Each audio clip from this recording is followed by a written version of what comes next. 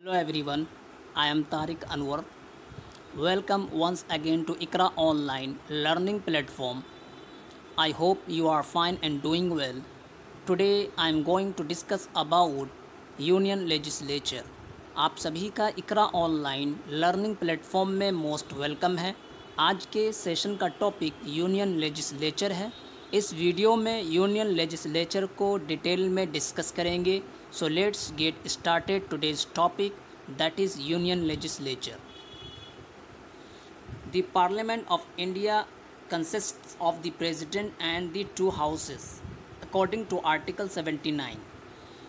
Article 79 के मुताबिक parliament of India president and two houses Lok Sabha और राज्यसभा को कंसिस्ट होता है। The lower house is called the house of the people, that is Lok Sabha. Lower house को house of the people कहा जाता है, जिसे हम लोकसभा भी कहते हैं।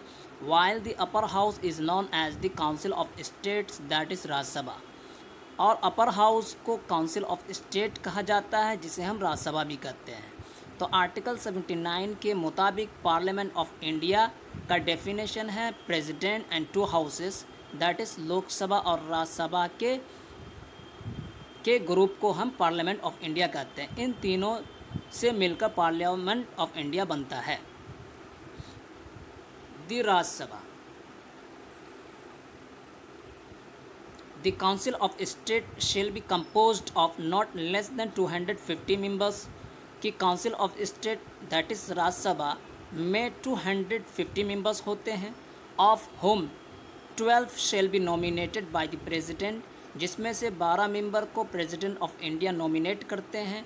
And the remaining 238 shall be representatives on the state and union territories elected by the method of indirect election. और बचे हुए 238 मेंबर्स को, रिप्रेजेंटेटिव्स को, जो कि स्टेट और यूनियन टेरिटरीज से इलेक्ट किया जाता है, इन्हें इनडायरेक्ट इलेक्शन के मेथड के द्वारा इलेक्ट किया जाता है।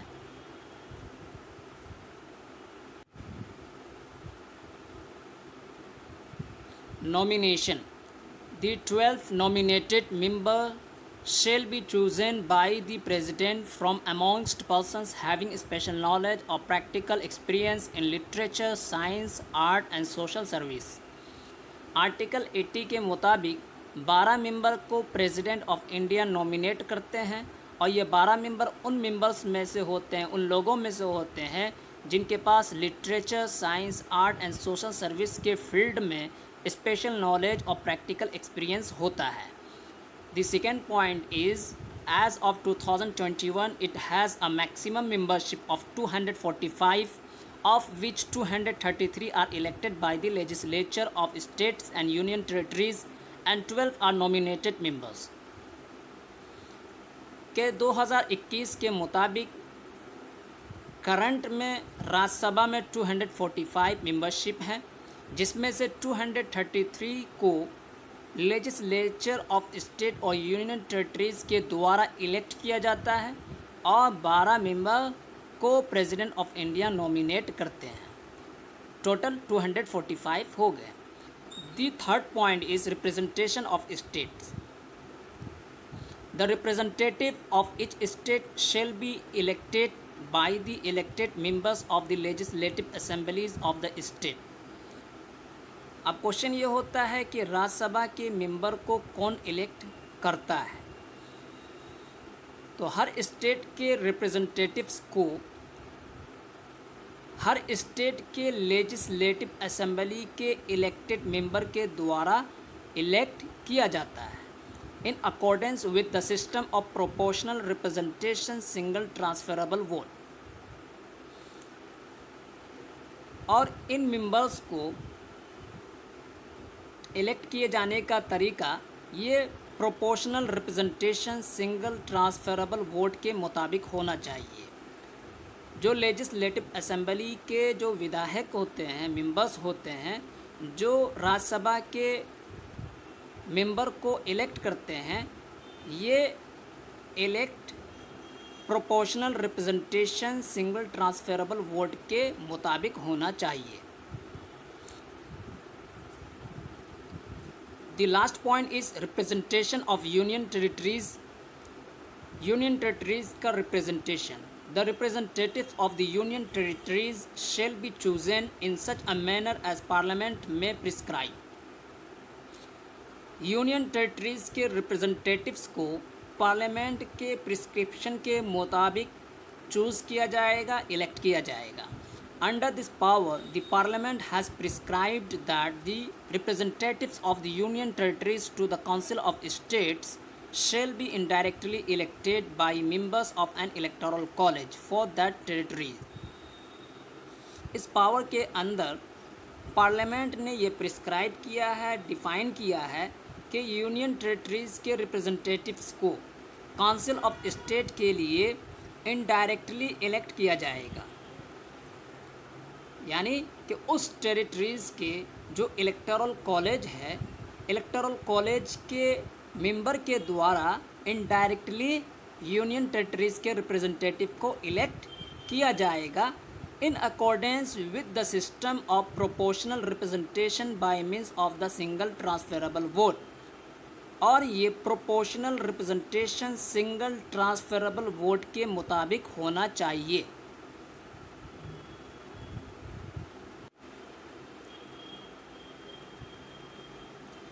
Proportional representation for the Council of States। Council of State that is राज्य सभा के लिए proportional representation। As regards the Council of States, proportional representation by single transferable vote has been adopted for the indirect election by the elected members of the Legislative Assembly of each state in order to give some representation to minority communities and parties। Council of state के regarding, Rajya Sabha के regarding proportional representation single transferable vote को हर state के legislative assembly के elected member के द्वारा indirect election के लिए adopt किया गया है, ताकि कुछ रिप्रेजेंटेशन, सम रिप्रेजेंटेशन माइनॉरिटी कम्युनिटीज़ और पार्टीज़ को दिया जा सके। जो हर स्टेट के लेजिस्लेटिव असेंबली के इलेक्टेड मेंबर के द्वारा इनडायरेक्ट इलेक्शन के लिए प्रोपोर्शनल रिप्रेजेंटेशन ट्रांसफरेबल वोट को अडॉप्ट किया गया है ताकि सम रिप्रेजेंटेशन माइनॉरिटी कम्युनिटीज़ और पार्टीज़ को दिया जाए। Similarly proportional representation is prescribed for election to the legislative council of a state by electorates consisting of municipalities, district boards and other local authorities and of graduates and teachers of 3 years standing resident in the state।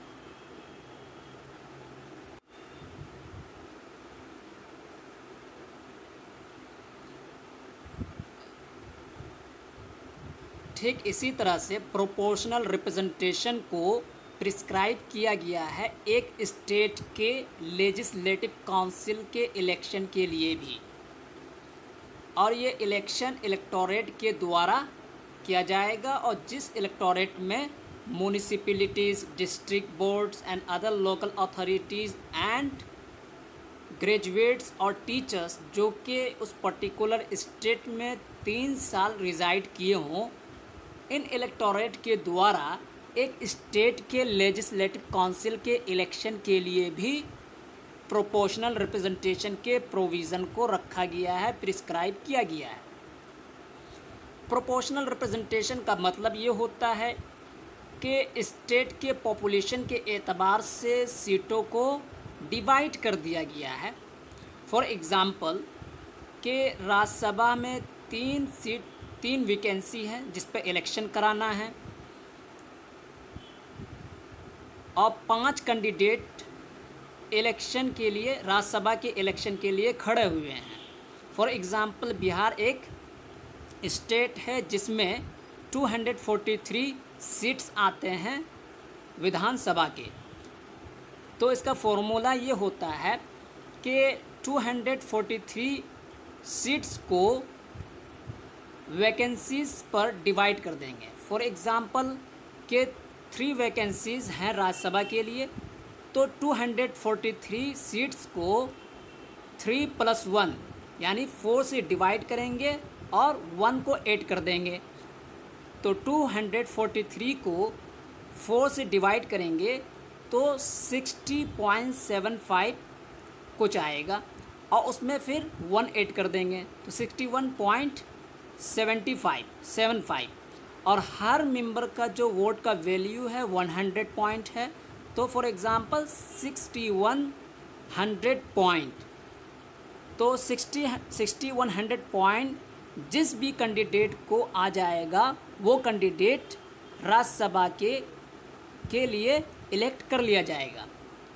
For example कि बिहार से 5 candidate Rajya Sabha के election के लिए खड़े हुए और vacancies 3 हैं, तो अब 243 को 4 से डिवाइड कर देंगे और 1 ऐड कर देंगे तो 61.75 इतना आएगा। अब उन 5 कैंडिडेट में से जिसको भी 6100 पॉइंट आ जाएगा वो कैंडिडेट राज्यसभा के लिए इलेक्ट कर लिया जाएगा। चूँकि राज्यसभा का इलेक्शन लोकसभा और विधानसभा के इलेक्शन से कुछ कॉम्प्लिकेटेड होता है। लोकसभा और विधानसभा में के इलेक्शन में हम क्या करते हैं कि ईवीएम पर जाते हैं और जिस पार्टी को जिस कैंडिडेट को वोट देना है उसके आगे बटन हम क्लिक कर देते हैं और वोट उस पार्टी को चला जाता है।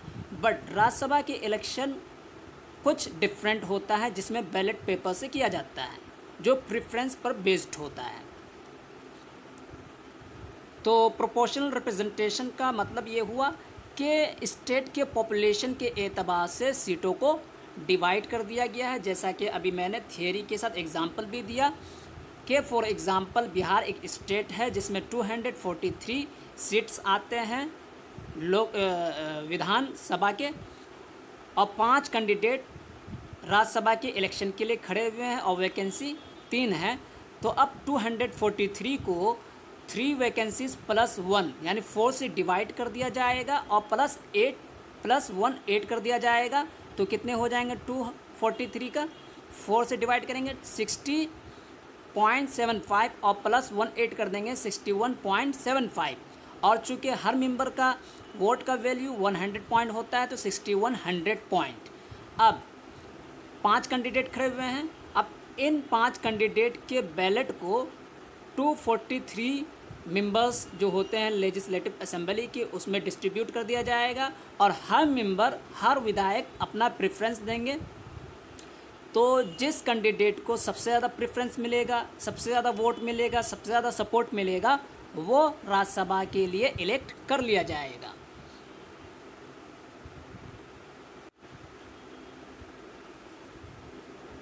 Duration of council of states.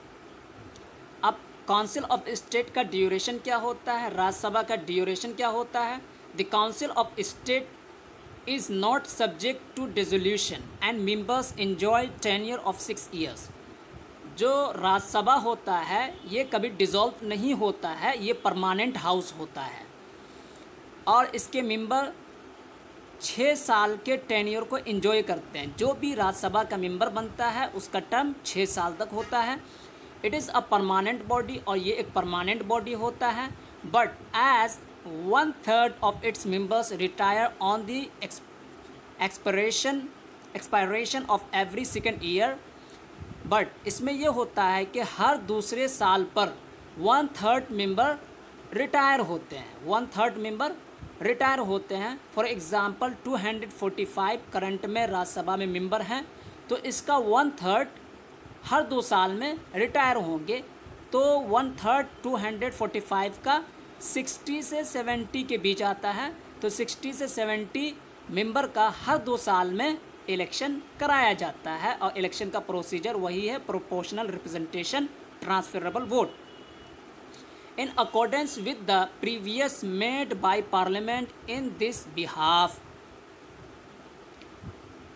और ये जो इलेक्शन का प्रोसीजर होता है उसी को कहा है कि पार्लियामेंट के द्वारा जो प्रोविज़न बनाया गया है उसी के मुताबिक ये इलेक्शन कराए जाएंगे।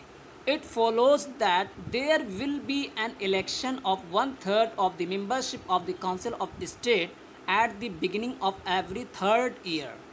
और ये जो 1/3 मेंबरशिप का इलेक्शन कराया जाएगा काउंसिल ऑफ स्टेट के मेंबरशिप के लिए, ये हर तीसरे साल के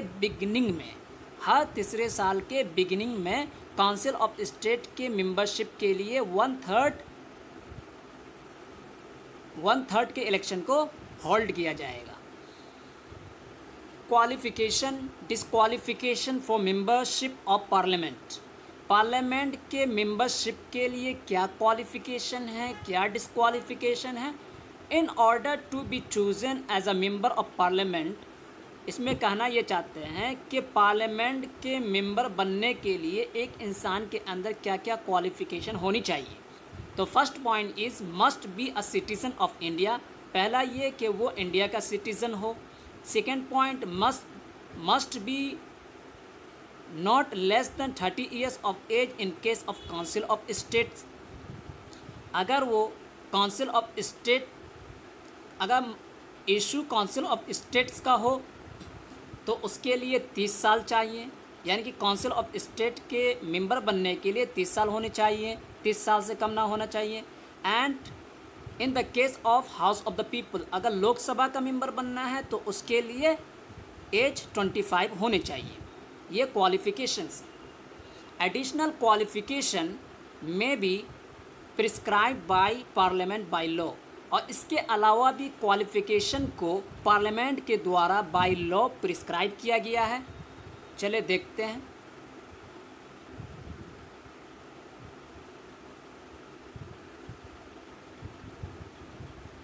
A person shall be disqualified for being chosen as and for being a member of either house of parliament.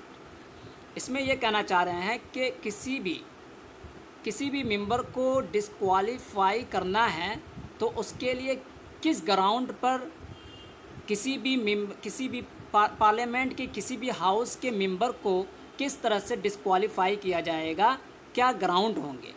तो first point is if he holds any office of profit under the government of India or the government of any state other than an office exempted by parliament by law.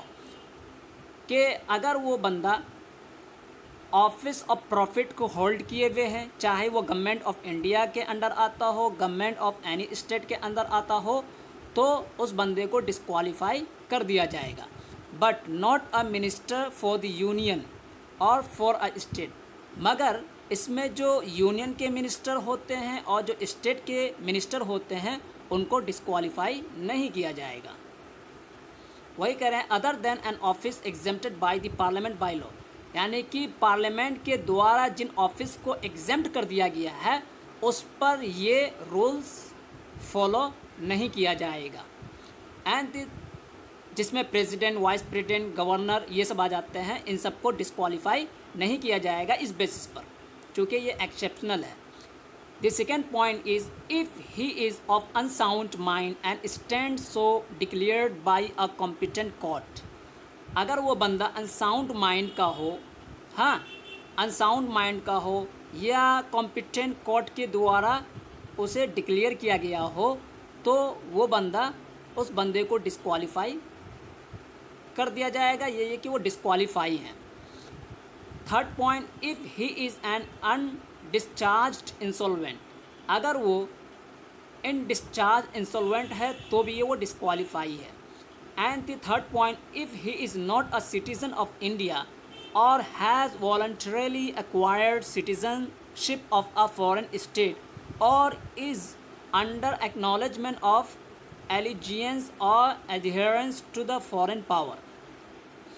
अगर वो बंदा India का citizen नहीं है, या ये कि वो वॉलंटरी फॉरेन स्टेट के सिटीजनशिप को एक्वायर कर लिया है, या ये कि वो एलिजियंस के एक्नॉलेजमेंट के अंदर आता हो, या ये कि वो किसी भी फॉरेन पावर को एडहेरेंस किया हुआ हो, तो वो बंदा डिस्क्वालीफाई हो जाएगा.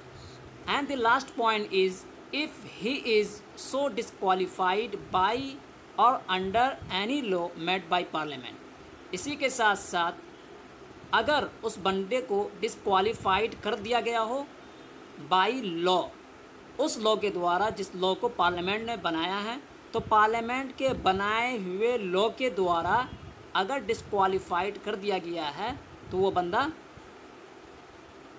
राज्यसभा के लिए डिस्क्वालीफाई हो जाएगा। सो गाइज, हमने आज council of state that is Rajya Sabha को हमने डिस्कस किया और हमने इसे डिटेल में जाना कि राज्यसभा के टेन्योर्स क्या होते हैं, कौन राज्यसभा का मेंबर बन सकता है, उसके लिए क्या क्या एलिजिबिलिटीज़ हैं, राज्यसभा के मेंबर को कौन इलेक्ट करता है, उसके प्रोसीजर्स क्या होते हैं।